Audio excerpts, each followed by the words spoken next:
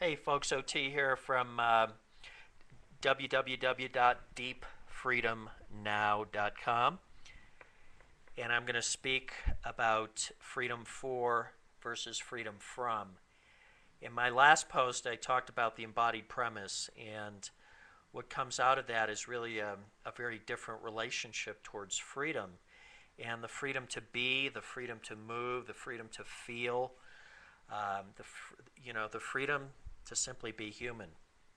And what happens in much of Western culture is that our child rearing practices, these continual interruptions of normal developmental activities in the child, result in a sort of love hate relationship with our caregivers and with ourselves as a reflection of that, and probably with the rest of life. I think there's a lot of the results that we're obtaining with our activity that probably supports that view. Um, as a result, when we finally leave our families of origin and start evolving as adults, oftentimes we seek transformation, we seek maturity. Um, some might even call it a spiritual quest. And a lot of that quest is really defined by a search for freedom from. We want freedom from certain experiences that we didn't just have in the past. A lot of those experiences we're still having right now because the relationship that we have with our primary caregivers really defines our relationship to ourselves as people that then become the caregivers as adults to ourselves. We become autonomous caregivers. What we don't realize is that we often become our pattern of autonomous caregiving uh, mimics and is imprinted by the caregiving that we received in our infancy. So, in the West, it's very interesting to me that when you look at Western spirituality or psychology or self help, there's this persistent division of our experiences into that which is desirable and that which is undesirable. And as a result, people are always caught in a battle against themselves, is how I would phrase it. And, whether they define that as their sinful nature or, maybe they get into Buddhism or Course in Miracles and talk about the ego or something like that, but there's always a part of ourselves that's somehow wrong, and then, if we get away from that, then we can um, have a better experience of being ourselves. Well, not really being ourselves. Um, I don't know if you caught that little trap, but that's what a lot of Western spirituality is caught in. And it's a little trap that I certainly spent plenty of years in. And, I would love to help people avoid that trap and understand it.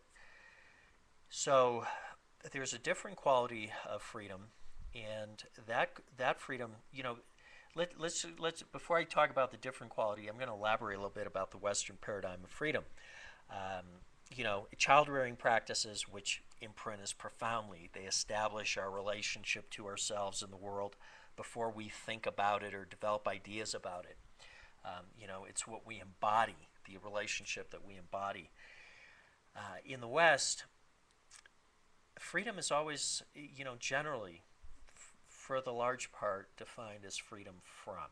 So, if you're a mother who is not receiving the support that would be ideal for your motherhood and you're feeling stressed out with your baby, then, we want freedom from. So we can put the child in front of a TV or give them a video game, and their nervous system will quite promptly be entrapped in that and will experience freedom from that source of stress. The sort of freedom that is much rarer in Western culture is freedom for. And I began to appreciate that, as I mentioned in a previous video, in relationship with some beautiful women from Latin America, and most specifically a wonderful woman I spent 3 years with from Venezuela, who grew up in Caracas and was part Guajira indigenous and also European. But what I noticed in relationship with her and seeing how she related to her family and her younger nephews and nieces is that there was a tremendous amount of freedom for. And there wasn't all of this sort of jerking people around to get them to do what we think that they're supposed to do. And in that relationship, I became profoundly aware of my own tendency to sort of, jerk people around, manipulate them, get them to do what I thought they should do. And as I became aware of that, I also became aware of how I related to myself that way. And that in this wonderful relationship with this beautiful woman, there was an invitation not only to relate to her and her family differently, but also to relate to myself differently. And I also became aware of the challenges because that invitation is not simply an idea.